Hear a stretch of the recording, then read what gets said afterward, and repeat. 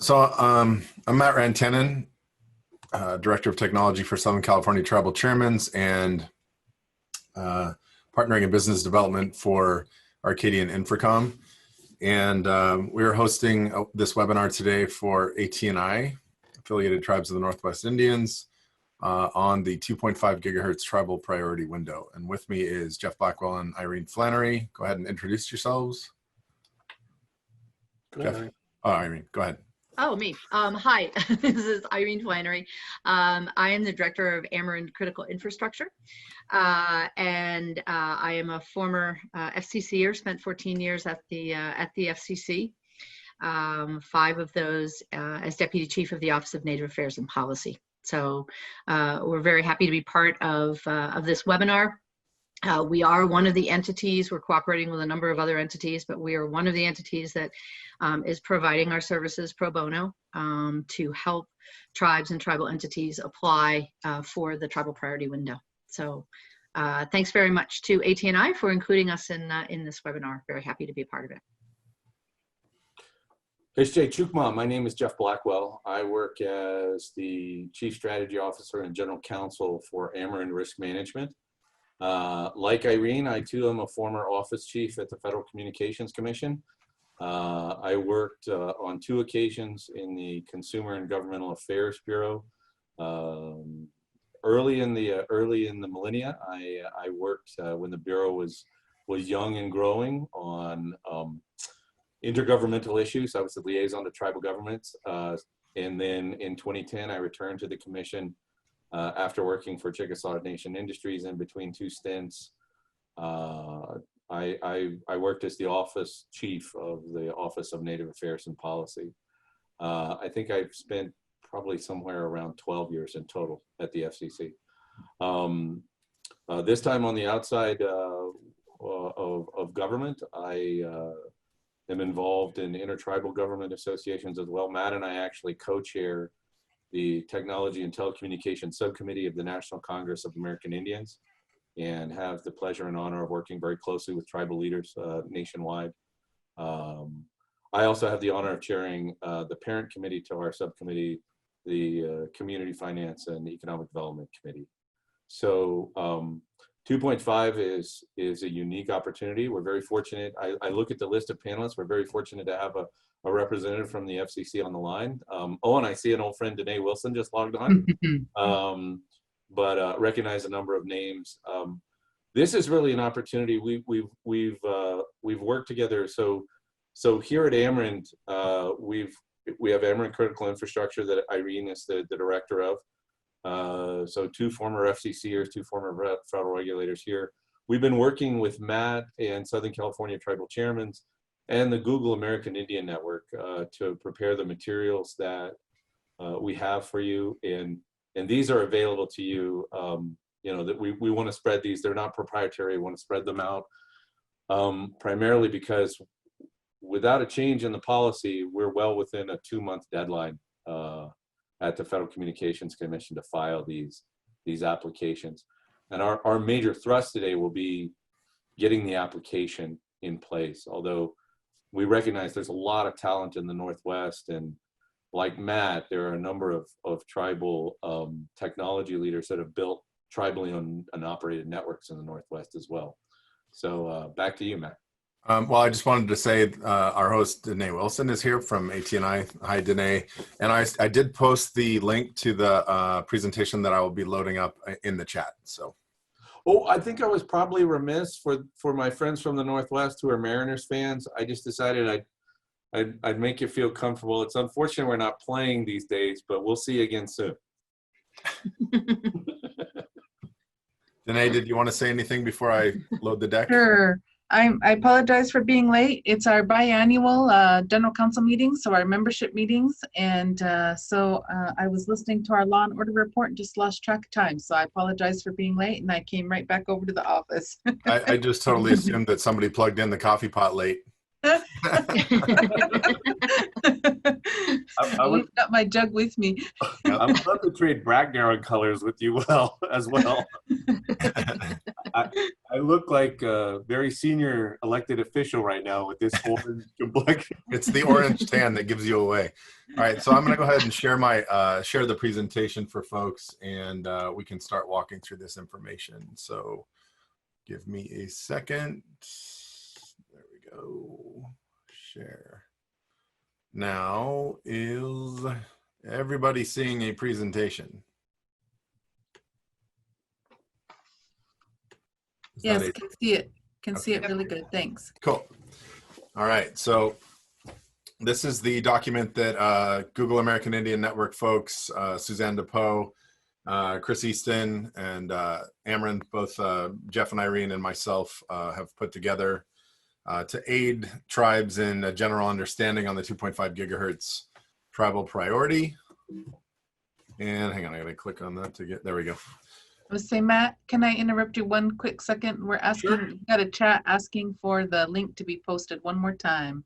Okay, hang on. I can't see the chat again. So if you can scroll up in the chat and copy and paste again. Yep, I will. You can Awesome. go ahead and I'll get that taken care of. Yeah, the chat disappears when I present for some reason. Oh, wait, maybe no, I can pull it. There we go. Barbara did it, or no, there it is. You see it? Copy, paste, there. There it is. Great, thank you. Yep. Let's see. So this is the agenda that we'll be following in rough order. We do have an addendum to this. At the end, you will see a bunch of really geeky materials. That's there for your nighttime reading or, you know, brain racking reading.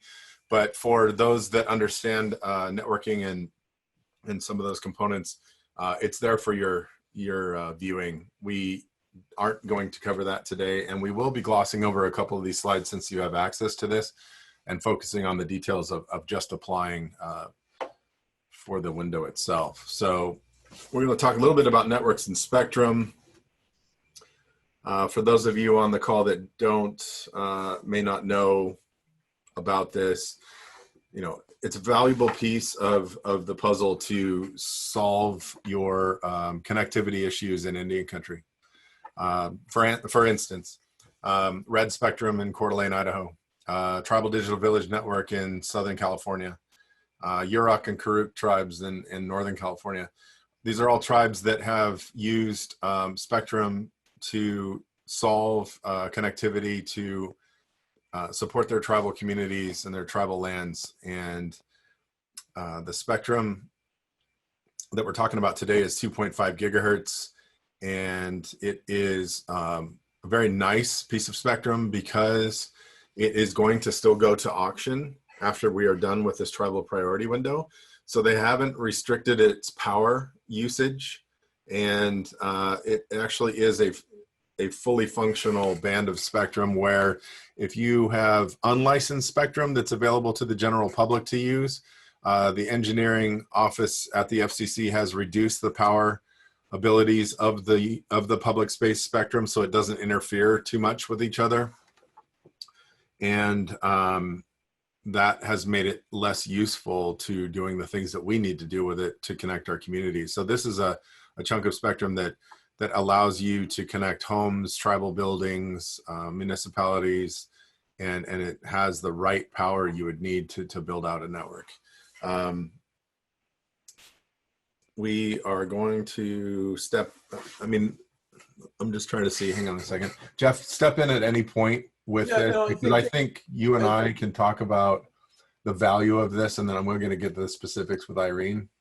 So a little bit more background on this 2.5, and I think there's a lot of information. Obviously, the window's been open for a good long time.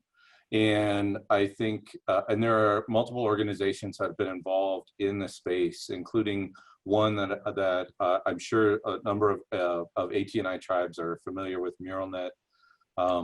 So what we're beginning to learn is that there's folks are in very different places in terms of their understanding of what 2.5 gigahertz is, what the opportunities are, how it should be, you know, sort of a broad view of how it can be used. I think a couple of basics about 2.5 gigahertz. When Matt says that it's good spectrum, so these channels were originally allocated during the John F. Kennedy administration for over-the-air television for educational entities, for universities and colleges.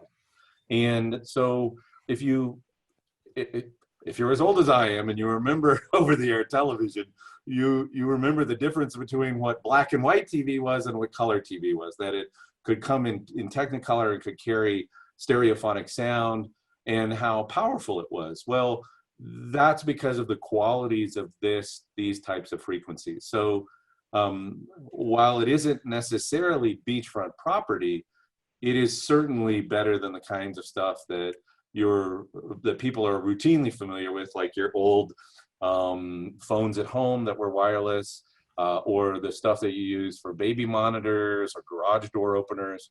And for a long time, a majority of tribal networks in the United States were operating in unlicensed spectrum.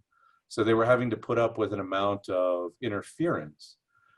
So when it comes to building a network, there will be options with these, depending on your specific situation and whether or not there's spectrum available. We have to get into that.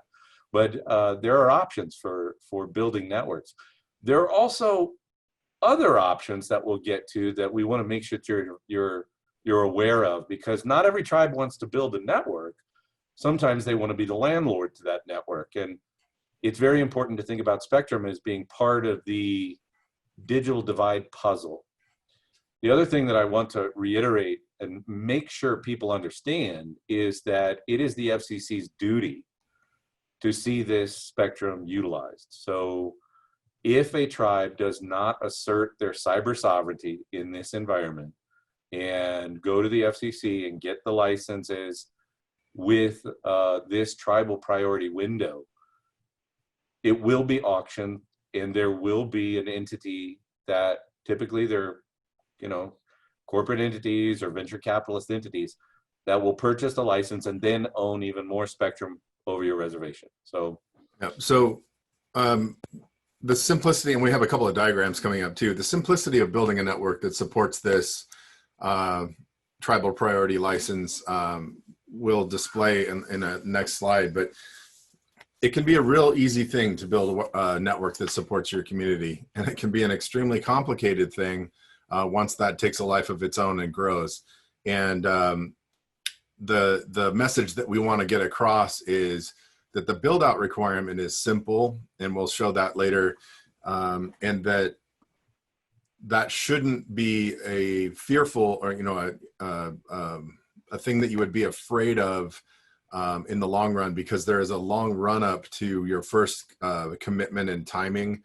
And we have a lot of help in Indian country to be able to pull this off. So you need access to the spectrum before you can build this. So that is what we are focusing on today. Hang on, I got to advance. There we go. Wait, Matt, will you go back to that previous slide? There's a sentence here at the bottom of the second paragraph. Networks can be fully administered by a tribe or owned and leased to a third party. So there's large chunks of this spectrum in the United States that have been subleased to Sprint Corporation. And now Sprint, T-Mobile, they're very interested in obtaining these licenses from the FCC.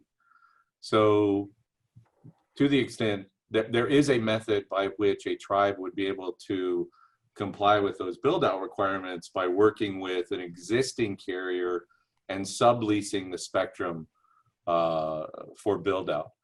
I think it's very important that people also think about spectrum and these spectrum licenses as assets. It is not just the platform upon which to build a network or have a network be built, but also there are resources at NAFOA and a webinar not unlike this one that focus largely on how a license at the FCC is a bankable asset and is leverageable not just to build a network, but also leverageable in terms of the overall assets that are owned by a tribe. So back to you, thanks. Yeah, and it's interesting because controlling the sovereignty of your spectrum is an interesting concept in Indian country. I mean, I believe there are the majority of tribes would like to have access to all the airwaves over the reservation. And obviously that's not the way the United States has structured this resource. But this is the first opportunity that is come across that allows you to take a portion of that and maintain control of it. You can maintain control of it by using it to build a network, but you can also maintain control of it by leveraging other companies to build with it for you. So that's what we're trying to get across in this today. And the application due on August 3rd is the step into that. And here is a basic thing that you would draw on a piece of paper to understand what you were trying to do. You would have a distribution point. You would connect to the key things on your reservation. Now, there's a link there that's a blue line, that's a straight line between the two towers. That is a point-to-point link. And that point-to-point link is required at the 2-year mark to be able to serve community populations up to 50,000 people. That's the checkbox. If you miss that, you move, and we'll have this later in the slide, but if you miss that, then it pushes out to 4 years instead of 5, or pushes back to 4 years instead of 5 to build out your final requirement. But most of the populations of tribes, there are some single interesting ways to fulfill that requirement, to connect two entities serving your tribal community, to get the basics out of the way while you're deciding how to deploy a wireless network to your schools, your tribal governments, your health services, your emergency services, and your housing. It gives you a timeline that is very doable to be able to support your community in this process. And in the instance of, like the Tribal Digital Village or Red Spectrum, where we have used the unlicensed spectrum space that is available to us from the FCC, and we have used some licensed point-to-point links because we have used all the unlicensed stuff. This is another tool in the toolbox that opens up opportunity for you to grow your network and expand. So networks can eventually look like this, and you want it to look like this if you're running an internet service provider business and you are managing multiple entities and you probably have a fee-based service to serve your community, or you have some sort of subsidy that supports that. And it does end up getting complicated. But if you take a real look at this map, it's not as complicated as all the arrows seem. It is much more seamless than that looks. But we want you to eventually, if you're going to take on a networking perspective, we want you to eventually understand that you can grow into a service provider that provides this for lots of people. So act now. August 3rd is the deadline. And, this is it. This is valuable spectrum, and it's going to the highest bidder. And this is the first tribal priority window in broadband. Matt, I want to make sure that when we get to the point about complying with build-out requirements, that we can flip back to slide 6 as well, because there are some important information to sort of cross-reference between those two. Very sure. Yeah, so these are some of the key benefits. I mean, 20 years ago, many tribes did not understand the interrelationship between a majority of their governmental priorities and the touchstone issue of telecom services and broadband. So now, particularly in the environment that we're all in with COVID-19, there's never been such a press for information around how to improve broadband at home and on the res. So this slide is just a smattering, just touches on the kinds of things that the kind of missions internally to tribes right now that are being stressed by this situation, by a lack of telecommunications in general, but in particular, high-speed broadband internet. So let's see. The qualifying details are the fun part, and this is why we bring Irene along, because she is much more organized than I. So I will have Irene take over the process of. By the way, Matt, I didn't know we had any childhood pictures of you. That was an amazing bonnet you were wearing back in the day. Of who? Hang on, sorry. Matt, you need to go back. Yeah, there we go. I was trying. I was trying to go back, but it was fighting me. For those who don't recognize Matt, he's the boy in the middle of the picture. His head is now big enough to fit into that entire bonnet. I think that bonnet fits as a patch on my chest now. Okay, go ahead, Irene. Okay, so we will, a few slides forward, we will get into figuring out how you determine whether there is available spectrum over your land. So that's something that we'll cover. That of course is critically important, because if there isn't spectrum available over your land, then these requirements really aren't all that important. But assuming that there is spectrum available over your land, the FCC has established 4 eligibility criteria for this tribal priority window. As Matt and Jeff had described, the typical way that the FCC licenses spectrum or allocates spectrum is through an auction. And during those auctions, the highest bidder wins. But in this instance, the FCC has opened this special window, the tribal priority window, where only eligible tribes and eligible tribal entities are able to apply in advance of an auction. Whatever is left over, as Matt had said, whatever is not allocated and licensed during the tribal priority window will then go to auction, and providers will come in and pay a lot of money for this spectrum. So there are 4 requirements. You have to be an eligible tribal entity. It has to be eligible tribal land. Your tribal land has to be located in a rural area, and you have to establish that you have local presence on your tribal land. So starting first with the eligible tribal entities requirement. As you can see in this slide, that includes, and this is the FCC's definition of tribal lands, any federally recognized tribe or Alaska Native village is eligible, or any consortium that includes federally recognized tribes and or Alaska Native villages.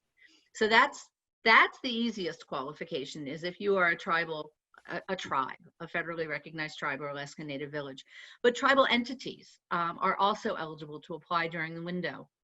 And in order to qualify as a tribal entity, you have to be both majority owned and controlled by a federally recognized tribe or an Alaska Native village. Again, just to repeat that, it's both majority ownership and majority control.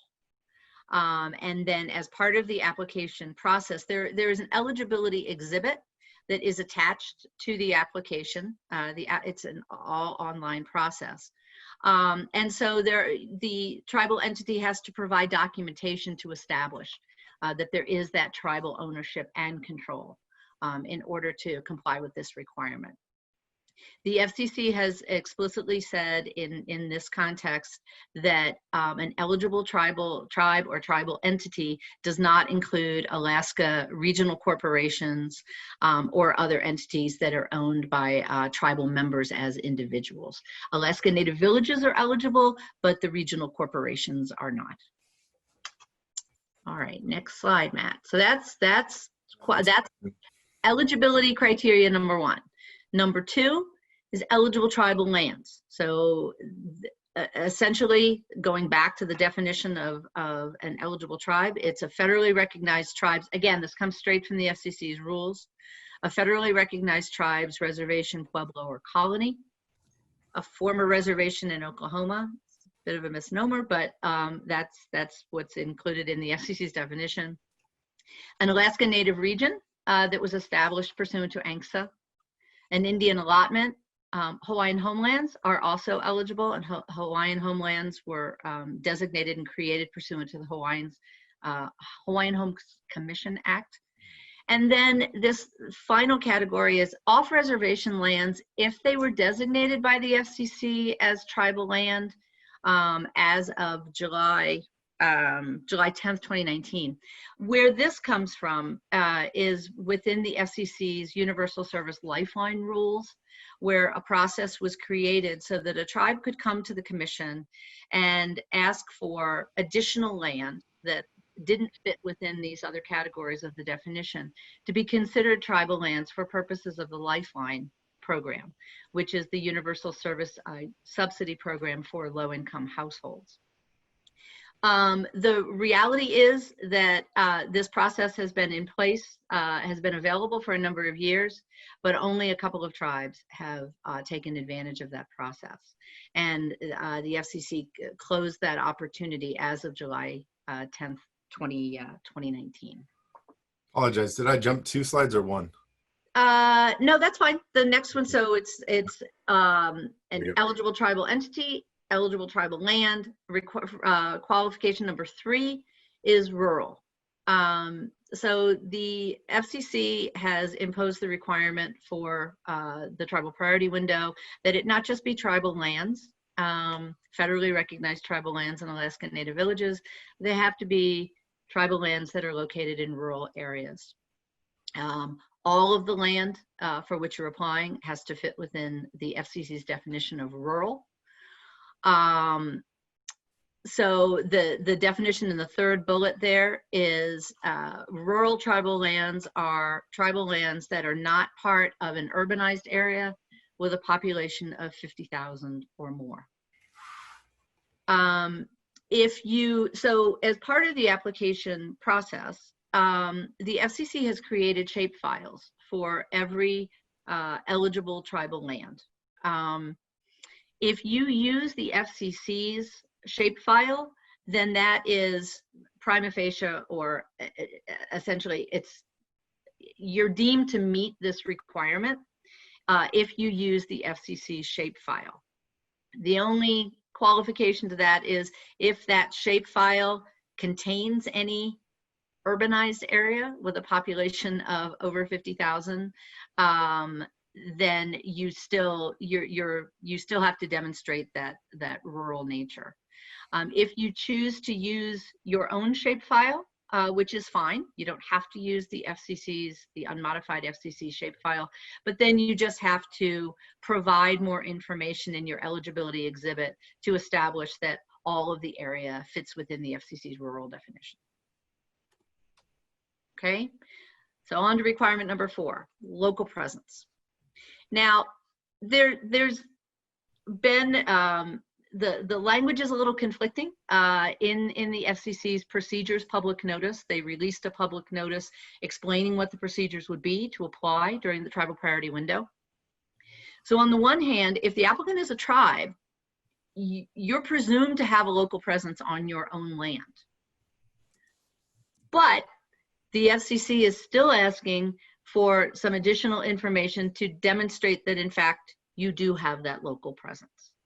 So they want an explanation at least a high level that you as the tribe physically occupy your lands, that you have tribal members, you have residents living on your land, and that you provide goods and services over or on your tribal land.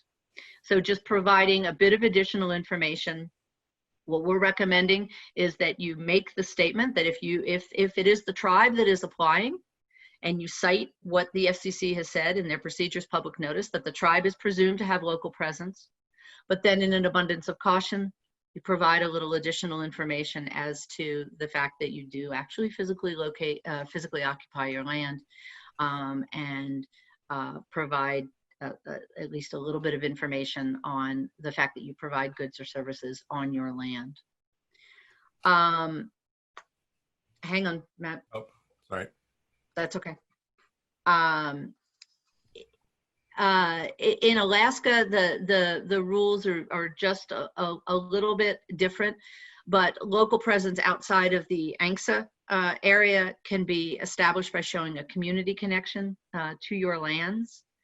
And again, if you're going to the last bullet there, if you are, for example, if it's a consortium and you're applying for licenses over multiple tribal lands, you do have to establish that local presence on each of the individual tribal lands.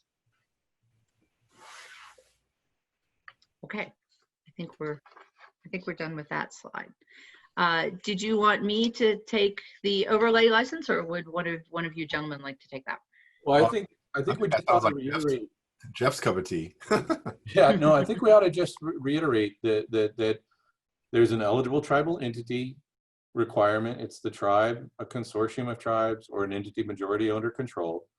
There's an eligible tribal lands requirement and then there is that eligible tribal lands excludes the more densely populated parts of tribal lands. So it's rural tribal lands that are not part of an urbanized area with a population of 50,000 or more. And then there's this local presence requirement, and the local presence requirement is really, I mean, what Irene just went through is very important for folks to be able to. We're not necessarily, as tribal governments, used to going back and re-explaining why we are where we are, and why the land that we're on and inhabit is land that is held in trust for us, and how it derives from that. But not to overthink that. It is sometimes you can think of it as a little bit of restating the obvious, but also teaching, you know, being able to tell a story and teaching the FCC and telling the story to the FCC about your historical, cultural, legal connection to the land that you're applying for. And this is going to be important if in the context of any potential waivers to get filed. So yeah, to that next this slide about overlay license. So there is a requirement, the ability of the FCC to license on what they call a tribal priority actually devolves directly from the Telecommunications Act. And it is a licensing mechanism that the FCC has used for over a decade. It started in the broadcast context for broadcast radio. And what Irene described earlier about there being highest bid wins auctions for spectrum, the FCC began licensing spectrum in the mid-90s, and so much of it over tribal lands was already licensed.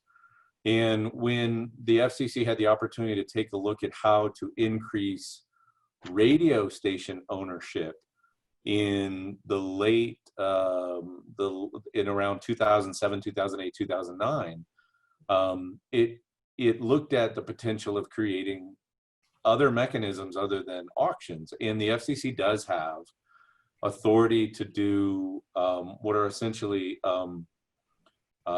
initial qualifications thresholds. So in this context, the initial qualification is that it be the federally recognized tribe that is responsible and has sovereign jurisdiction over and a contextual relationship to that land. You know, to the FCC's credit, to the Wireless Telecommunications Bureau's credit, this is the first time it's ever been done in this type of spectrum.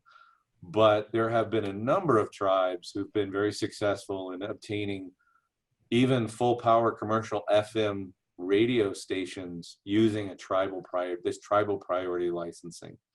And both Irene and I know for a fact that the FCC has been looking at 2.5 gigahertz as a potential for rural and tribal build out for the better part of, I mean, first started looking at about 8 years ago. So it's really good that this is now coming available, and it's very important for us to spread the word on it. So one of the things, however, that is a requirement under those threshold qualifications is something, are we essentially treating this as the mutual exclusivity, or are we talking about overlays associated with operation? This is not the MX. Okay, so this is very straightforward. When you first get it doesn't come initially as the license. It comes as if you're authorized for an exclusive license. Essentially, what you get from the FCC is a build out requirement, and you get an exclusive build out right. So the tribe, if there's another license holder in your land who, pardon me, let me move my screen here a little bit. In this situation, if there's another license holder in your land that defaults on their license, there's the potential of that license defaulting to you. I hope everybody has had an opportunity to learn that what the FCC has is heat maps available on the existing licenses here, and we will get to a point where we can illustrate this in one of the, you can sort of see here on the side, this is a portion of New Mexico here in the visual in the lower right hand corner of this slide. not far from where Irene and I are sitting, involving some of the Pueblo lands west and south of Albuquerque. And that red area represents an existing license that, because it is red, there's not a current amount of spectrum available to a tribe, those tribes that have on their portion of those reservations. But if they were able to obtain and apply for and obtain the other portion of their reservation of that license, and then ultimately the other license holder either cancels, defaults, or even comes to an agreement with the tribe, that license, the tribe basically has pole position to obtain that 2.5 gigahertz that would revert. And I think the illustration in the bottom right-hand corner kind of talks about a little, visualizes a little bit of that piece. And you'll see it in another slide that we have, but yeah, let's migrate to that slide because it really is. Here we go. So we were able to obtain, the use of this slide in coordination with Siston Wapton. For those who know folks from the North Plains, you're kind of familiar with. This is a reservation that kind of illustrates in the 3 separate channels that are available in this licensing proceeding what the folks at Lake Traverse have that's available. So Matt, I guess the 3 of us can take a shot at this. So in channel 1, if it's orange, there's some spectrum that's available. If it's yellow, there's more. If there's no coloration, it's wide open. If it's red, there's almost none available. So you can see in channel 1, the lower corner has more available than in the middle of the majority of the upper part of the triangular reservation. Channel 2, kind of the same amount for the entire reservation. Channel 3, the northern part of the reservation is pretty wide open, but from a centroid point of that license, the lower part of, there where you see Route 12, that's unavailable. Now, when it comes to Lake Traverse, their agency and a lot of their population is actually kind of in the center north of this reservation. Although they do have communities that they're considering building lower, they're very interested in getting as much as they can. So the recommendation is apply for all of it that's available. Yeah, I was going to say, this picture shows you if you apply, you will get a good portion of channel 1 and a really good portion at the bottom of channel 1 or bottom of the reservation. You will get a pretty good portion of channel 2. You will get a great portion of channel 3 in the top half of the reservation. So combined, those portions of the 3 channels will allow you to do more with your network building and your opportunity with your network building. It will also allow you to do more as far as leveraging it as an asset for communications to be brought to you and or monetarily. But we are encouraging everybody to apply for all channel 1, channel 2, channel 3 availability over your reservation from one entity, because the opportunity is now, and that will go to auction. If you only apply for channel 1, channel 2 and 3 are going to go to auction.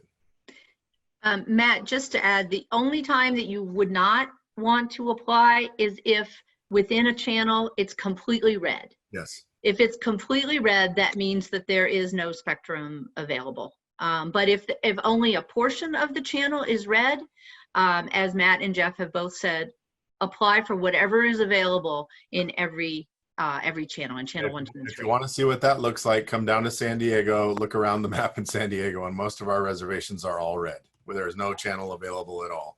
Actually, Matt, before we go on to waivers, I know you're technically gifted. Could we drop out of the PowerPoint and actually bring up the map of the Northwest United States? Because it program or in the FCC window? Yeah, it makes this portion of the presentation so much more relevant to folks, particularly folks in any country that are so, have a really good sense of the map of other reservations and folks in their region. Let me try that. Hold on. I just need to get to a new window. The unfortunate news, while Matt's bringing that up, is that when it comes to the spectrum immediately around places like Seattle, Tacoma, Olympia, parts of some of the major population densities in Oregon, like Salem, over closer to places like in Eastern Washington. What's the town I'm thinking of? We always have the right there next to Coeur d'Alene. It's I can't remember the name of it all of a sudden. Sorry, but there's still. Oh, is the map up yet? I'm pulling it. Hang on. Yeah, there are still whole reservations that have not filed applications that, looking at all three channels, are wide open. So when it comes to folks on the western side of the peninsula.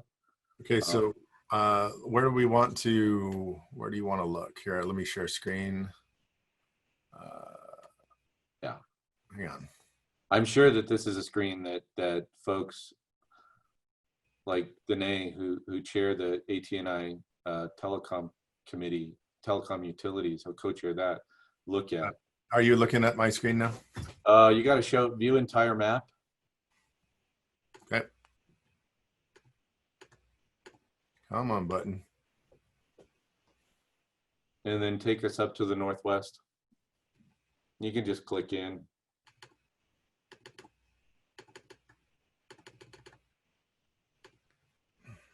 Something like that. Spokane, yeah, and then turn on channel 1, channel 2, and channel 3.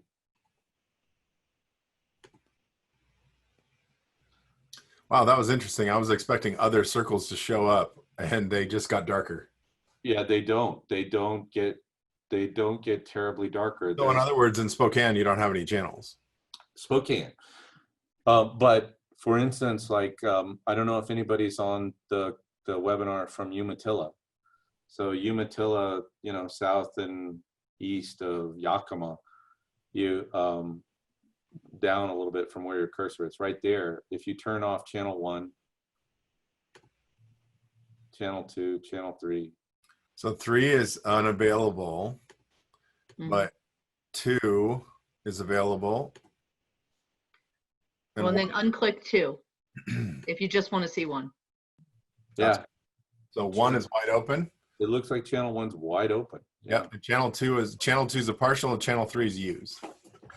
So those of us, I mean, the community of folks who work on telecommunications for the intertribals, Danae, Crystal Hottaway, a number of people who've been in the ATNI region. There are a number of folks, the Susie Allens and Valerie Fasthorse. They're very familiar with this, but I think a lot of other folks haven't necessarily taken full advantage of the quick and dirty views that these maps provide. This is a rarity.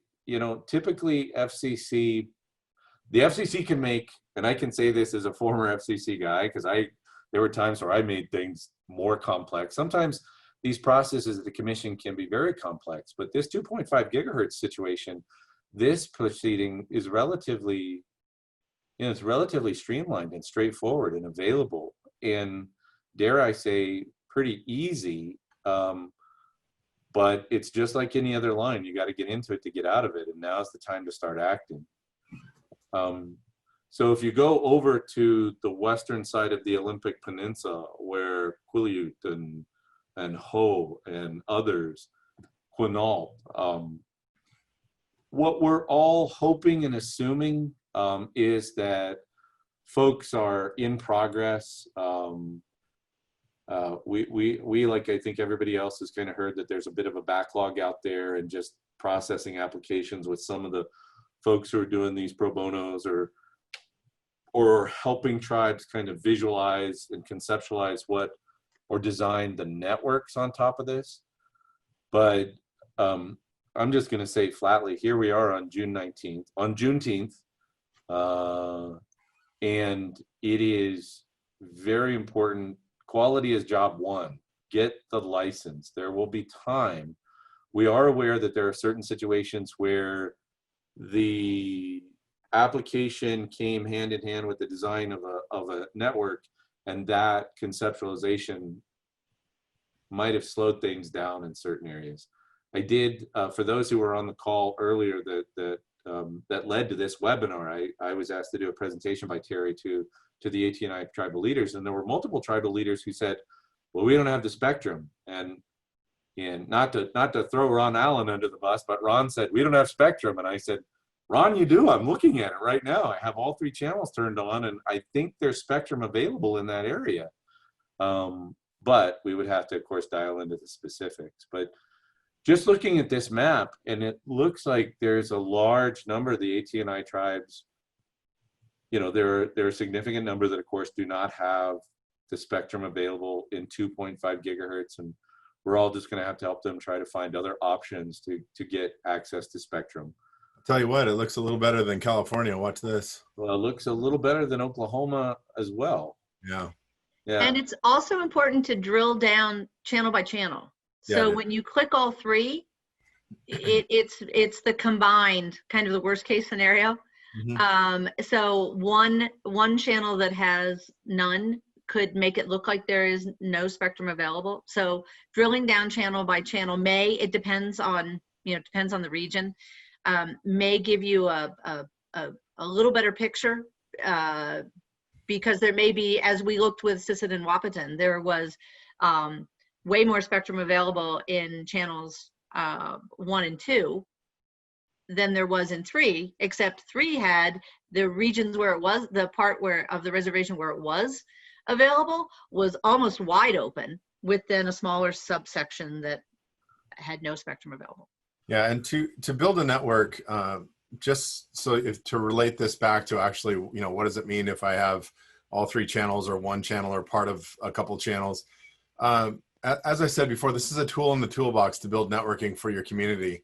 If you don't have all 3 channels and you only have a partial on 2 of the channels, or you have only 1 channel out of the 3, this is still a very valuable tool to do certain things with wireless networking, like moving bandwidth from where you receive it, maybe on fiber or your backhaul to the rest of the world, to a different portion of your community to deploy, or using this frequency to deploy in this neighborhood where some of your other technologies don't work because the power is too low. There are options even with slivers of the channels available. So I think the value is in the application and obtaining the opportunity to do something with it in the future. I mean, we do not want to set the precedent, obviously, of failing to utilize a license that we apply for. That's certainly not the business we're in. We're trying to show that tribes are interested in this space, that we would like to look at opportunities for more tribal priority in the future, because this is the way that we're going to solve our communications problems, because the incumbents are not solving our communications problems.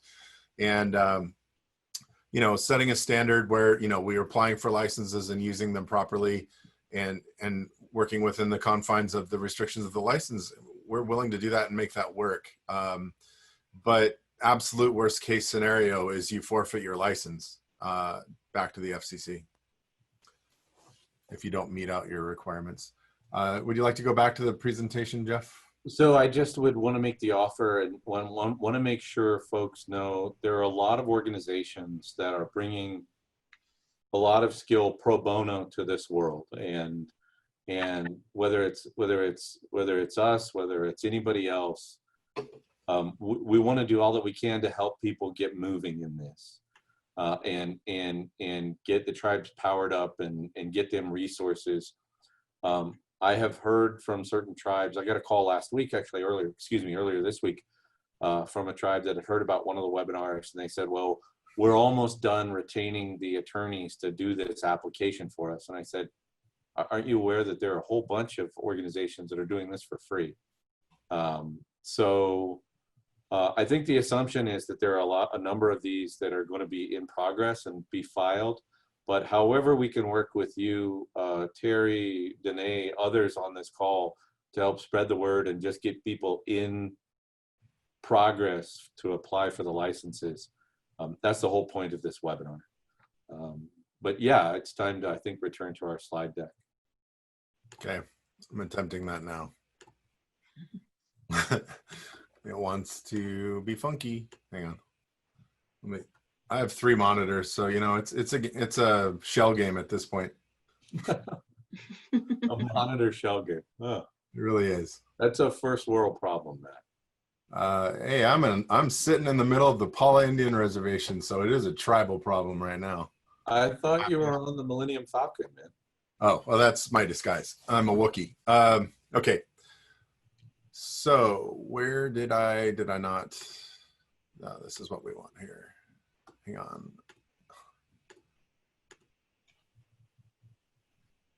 There we go. There we go.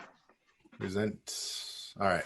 So we've seen that in live action now.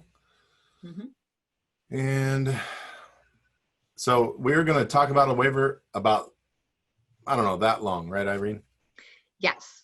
Yeah. Essentially, what is a waiver? So so the FCC created the shapefiles and which defined what they consider to be the eligible tribal lands.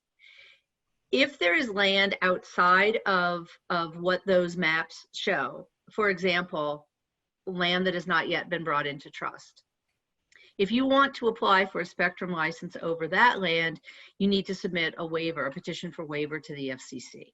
And basically what a waiver does is you come to the FCC and say, my circumstances are special and the rules shouldn't apply in my case. Now, I'll kind of caveat all of this with the most important thing right now is to file the application for the land that the FCC says over which you're eligible to apply for a spectrum license. So get that application in. If you want to pursue a waiver, that's fine. What would happen is that waiver, if you decide to move forward with that, once your application is in the system, before the window closes on August 3rd, that waiver petition would be filed and attached to your application. But you don't have to wait to file your application until you're ready to file, or until you've made that decision as to whether you want to file a petition for waiver. That's right. We don't want you to miss the opportunity to at least capture the license where the FCC is identifying your lands. And if the lands that the FCC is identifying doesn't match your tribal maps, at least capture that license where it has been identified and then pursue the waiver component, because it takes a lot longer to do that. We'd rather have the application in the hopper ready to be reviewed prior to you working through the waiver component, because, you know, stranger things have happened like COVID-19 and you can't get that done, and then you don't have your application in for at least what land is already allocated. Yeah, right. That's particularly crucial as we're coming down. We have less than 60 days left. Yeah. So particularly, and COVID, you know, has had a tremendously bad impact. And that's why many entities went to the FCC and asked for the window to be extended, as the Commission has done with many other application processes and subsidy programs. But that hasn't happened. And so the assumption is the deadline is August 3rd. And as time is, you know, as time is getting shorter, getting that application in is critically important. And then if you want to file the waiver petition, again, as that slide had indicated, talk to an attorney. There are many of us doing this, as Jeff said, pro bono, where we can help you with the waiver petitions. It's the way the waiver process works is the FCC has a legal standard. They presume that their rules are right and proper. So that's where you start, because the FCC is going to say we have a rule and it should apply to everybody. But in the waiver petition, you have the opportunity to say to the FCC, but my circumstances are different and special, and you should grant me a waiver for that reason. So you're essentially taking the opportunity to paint a picture for the FCC, explaining to them what your circumstances are and why the rules don't fit in your case. Jeff, can you unpack MX?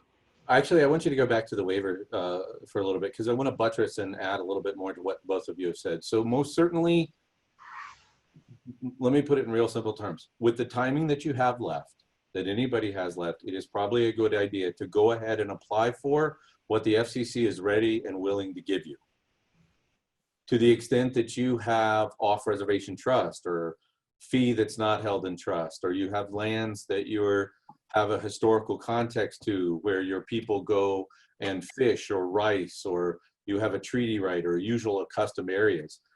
Those are the kinds of complexities that the commission, if there's a request from a tribe, that the commission has signaled that it will deal with those through waivers.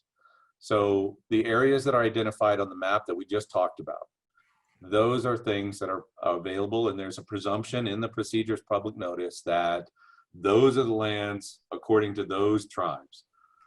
That map, once you drill down into it, it's not just the urbanized parts of tribal lands that are excluded in this rural tribal window, but there are a number of things that tribes, I mean, at any given time, any given tribe has, you know, their tribal lands are not a static thing. They're growing and changing and developing.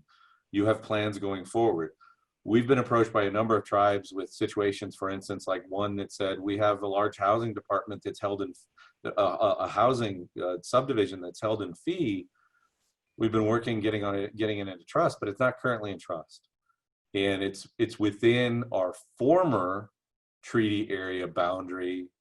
How are we going, you know, what do we address on that? By the same token, there are questions out there about making with additional areas that have like a ridge close to a reservation with a height, a higher terrain, being able to propagate the spectrum, to utilize the spectrum more efficiently, more effectively.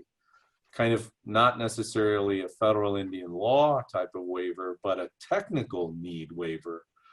The first thing in terms of these sorts of, if you're considering a waiver request, you need to get the folks who are experts in this area, and particularly those that are familiar with your own history, your law, your past, your tribal tenure, your land tenure. You need to get them involved, consult an attorney. Actually, there's such a growing discussion around waivers. We're looking to possibly hold a webinar just on waiver to help answer waiver questions, because timing is so short. It's probably better to consolidate those sorts of questions so that people hear the answers at the same time. But I want to reiterate, there's a lot that the FCC has been able to do for Indian country over the last 20 years in waivers. I think it is probably safe to say that the commission is not going to weigh in areas where there are, you know, please don't consider this as being something like getting a technical waiver or getting an off reservation or an outside of these current boundaries waiver will support a land into trust application or something like that. But, you know, we're always available to help put this in context. Irene and I both have a lot of experience with waivers, and not just the FCC's waiver standard, but the kind of things that work for tribes, is, you know, the perspective around what was happening. I have to tell you, there is a situation we've heard about where a tribe is very interested in much larger than what they currently have. That is hard to imagine without, you know, a great waiver justification. So on a mutual exclusivity, this one's pretty simple. No two applicants can have spectrum over the same area. And if they do, the FCC is duty bound by the law and regulation to award the license through a competitive process. So so it really behooves you to front load the communication.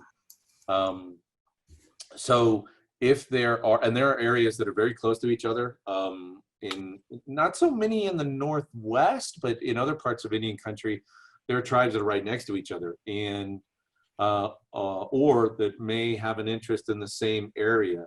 But if there are two applications filed for the same spectrum, what the FCC will do is it will not process those. It will provide a settlement window in 90 days to let the parties work it out, the two tribes or tribal entities work it out.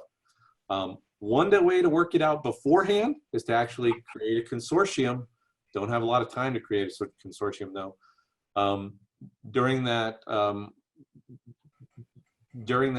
settlement window, if there isn't a settlement, what the FCC will create I believe it's an auction that's limited only to those parties. Aren't I correct, Irene? No. Oh no, is this one? No, Oh, it this one just is goes, one it pot. goes to auction. If It you goes can, back into the pot that Yeah. will be eligible for the auction of the remaining spectrum. Okay, so it reverts back to the general pool. if you cannot be nice and play nice and work together, it's over. Yeah. Okay, so that is, that's it in a nutshell. Avoid mutual exclusivity.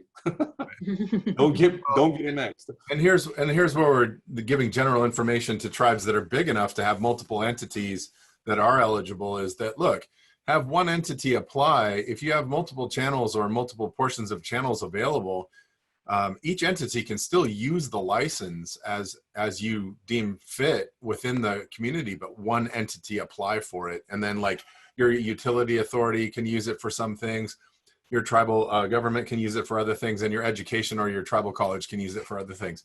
So as long as you're in concert on who applies and what the overall goals are for this, it should be no problem using it on the ground. So here are the general build out requirements. 2 years, you have to do a mobile or point-to-point service that serves 50% of your population. That fixed point-to-point service has to have 20 links per million, but most of our tribes are dealing with the 1 link per 50,000 or under.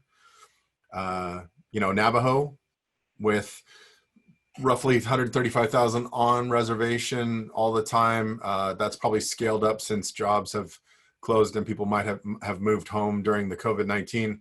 They're going to have to solve, a bigger link distribution to be able to hit 1 link per 50,000, but certainly doable.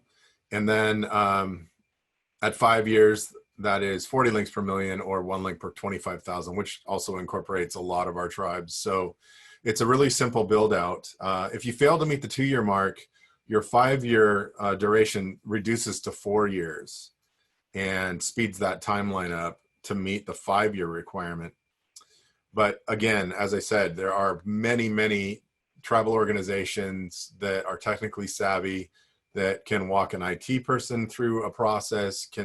Some of us even have funding to come share this information. I do know that MuralNet is setting up STAs as we speak. So those are temporary licenses that are used in this spectrum that are actually live on multiple reservations. There are other organizations doing the same for themselves. There are resources available. So the same group that you reach out to learn how to apply, I would say is the same group you reach out to try to identify who can help you with the physical aspects of this moving forward. So what to expect? This is the timeline. Everything in blue is what you need to focus on. Everything in blue is what you need to focus on, because if you don't focus on what's in blue, you don't get to move into the gray, right? So once you hit that first yellow dot on August 3rd and you haven't done all the things in blue, you're not going to be playing on the right side of the yellow dot. You're not going to be in the gray stuff where you get to plan your network and you get to look at network security and protocols and the fun stuff. You get to design things. You get to talk to your education department and find out what their needs are. You get to look at your law enforcement and find out what their needs are and design something that maybe could incorporate, everything that your whole community needs.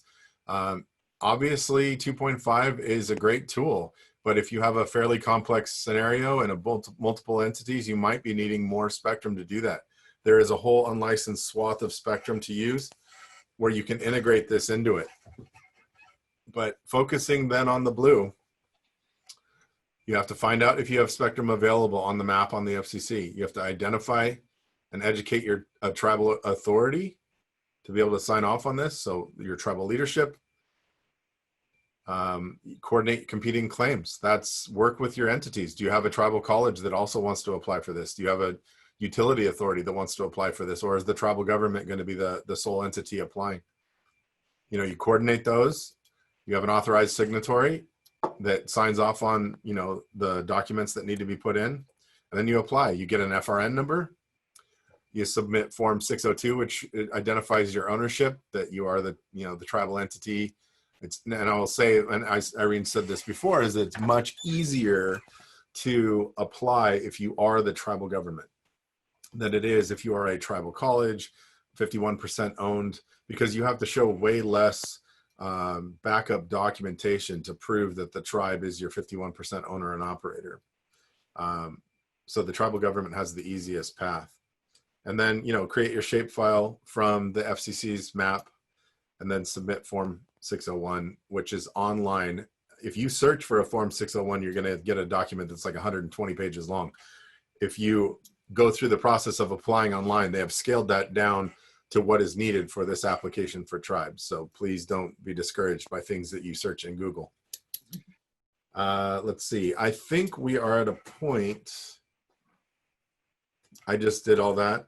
If we could just, Matt, just a couple of quick things. Sure. Again, it's an entirely online process.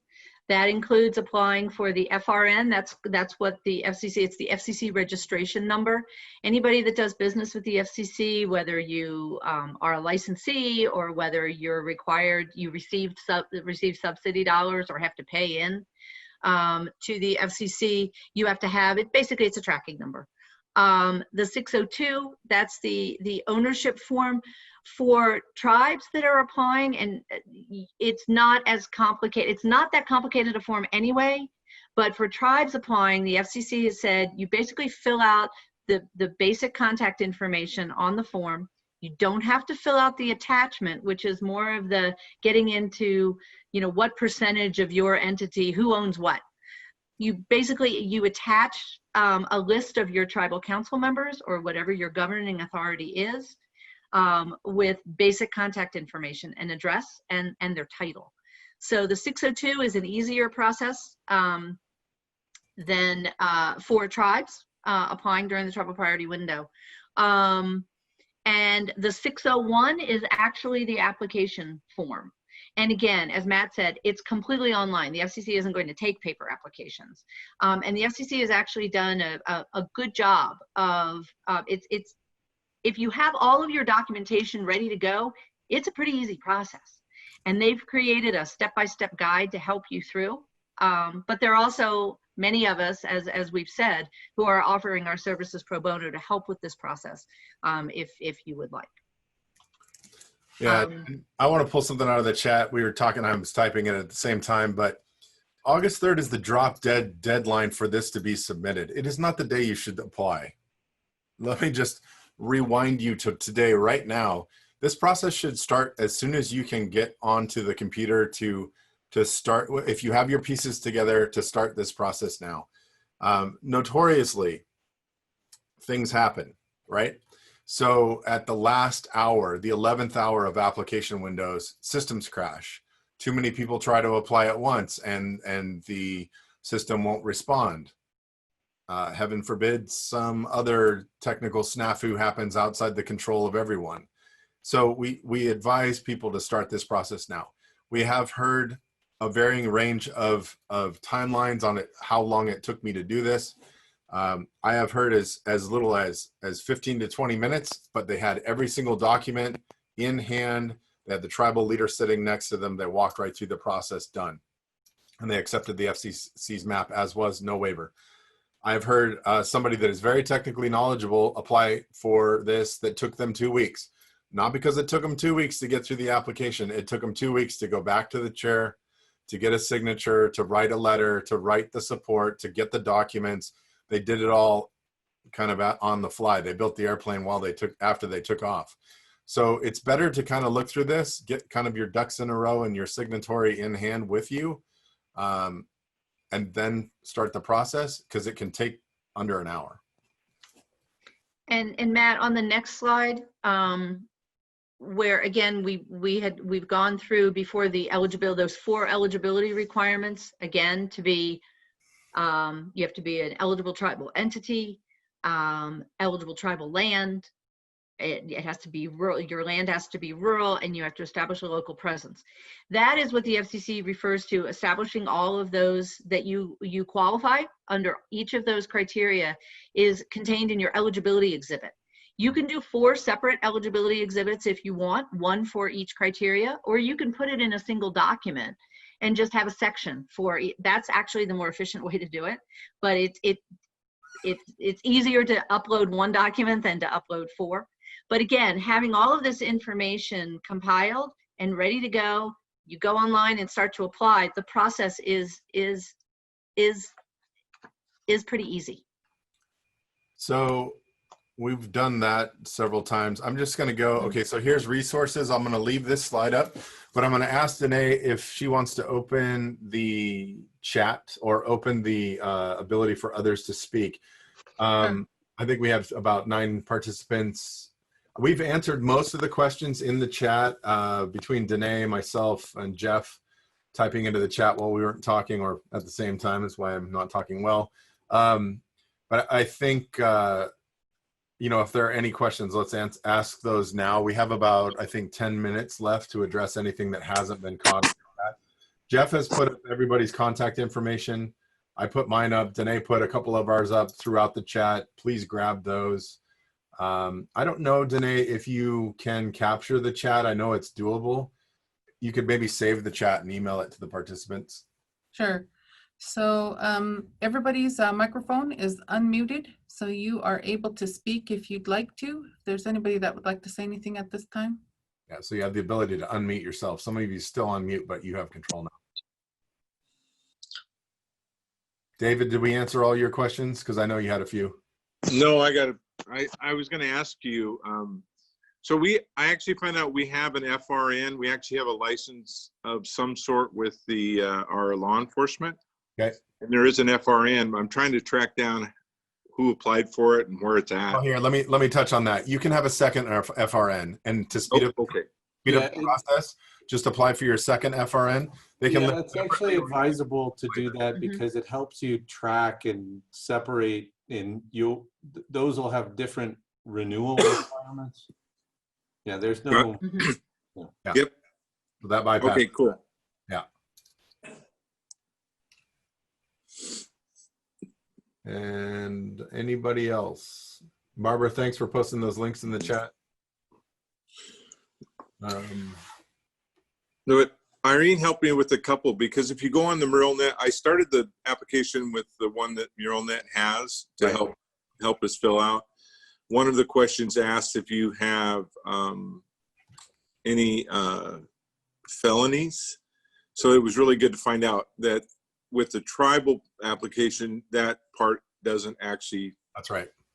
fit. That's another advantage of having the tribe apply, right? Absolutely. And actually an individual is not eligible. It has to be an eligible tribal entity that is controlled 51% by the tribal government.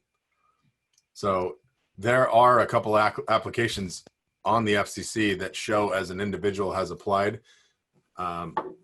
And we've reached out to a couple of them to those tribes to make sure that the tribe is behind that application, or the tribe is also applying for a real application of that. So I think what happens is some people feel like, oh, my tribe's going to miss this, I better apply for them, which is not how this works. So also, Gary asked if after submitting the waiver request by August 3rd deadline, the FCC discovers that the boundary request overlaps another area, can that be resolved for after August 3rd? Or It'll go into the MX. request. It should go into the mutual exclusive scenario for the 90-day window, and will have to be resolved there after the 3rd. Are there any other questions? You know, we posted all of our contact information. I can help set up one-on-ones. There's a lot of resources available. Office of Native Affairs and Policy has been very helpful in getting questions answered. So whatever can be done, whatever help you need, if I don't have the answer, which I may not, Our panelists have the answer, and there's a whole swath of resources outside of this group that have answers and can help. But So there's a big network of us working together, trying to get tribes over that finish line. We just had a consolidation call on the message 2 days ago, and I think everybody's on board with, you know, what we're trying to do, and we're looking for those that are slipping through the cracks that are interested. Unfortunately, there are tribal communities that still are not having office hours and may not even be looking at this yet. So, you know, though we are fighting for an extension to this at the federal government, we do not see that happening yet. So please, please, please, if you have neighbor tribes that you know are kind of off the radar and you know how to reach out and get them in touch and let them know about this opportunity, get them these resources. Now's the time. So Matt, I wanted to make sure folks know it's very important what Danae just mentioned in terms of the resource at the FCC. I'd be remiss if I didn't. The Office of Health Built. I placed the Office of Native Affairs and Policies Office Chief contact information, Matthew Duchesne, his direct telephone number, his email, and also the main number for ONAP. They have reached out in various parts of Indian country to try to get a feeling for how much help is needed, how much are still waiting to come in, and Danae's right, they're a wonderful resource. Also, we are coordinating with the FCC just to make sure that we've got the proper information in terms of whether or not it would go to the regular auction or private auction on the MX situation. So we can follow up with you on that, Danae, and on the applicants or the participants and get that out. There was a question that was asked earlier in the chat. Dave, did you get your answer to it? It was about an uncommon. I think we're going to take it offline, Jeff. You can handle it here, but also there's a question that just hit. I can do that while we're doing. Answer yours, Jeff, and I'll see if I can answer this one. Dave, do you remember? It was the one about what type of network you wanted to be. Is that the one, Jeff? Yeah, there was a question that Dave posted to the panel that was basically a question about whether or not to be if we wanted to be a carrier, what type of carrier and what types of services to provide. Obviously, that's something that's broader than this panel, or this time frame. But you know, to the question that just came in to all the panelists attendees. So for those three of us, for the four of us that are on this panel, including Danae as one of the moderators, there's virtually no part of this that we can't help you with. Irene and our team at Ameren is helping with applications. Matt is helping, I think, not to recharacterize, but while you're looking at this, Matt, while you're looking at your answer, Matt is helping out in some of the conceptualization of the applications and but helping people more understand the uses of the spectrum. We are helping people understand the pros, cons, values of waivers and the kind of information that one needs to sort of have to move into the environment. And then we're working directly with tribal governments and tribal attorneys, tribal applicants. It really works best if you take ownership of the application, file it on your own behalf, but we're willing to sit there and help you as you're doing that.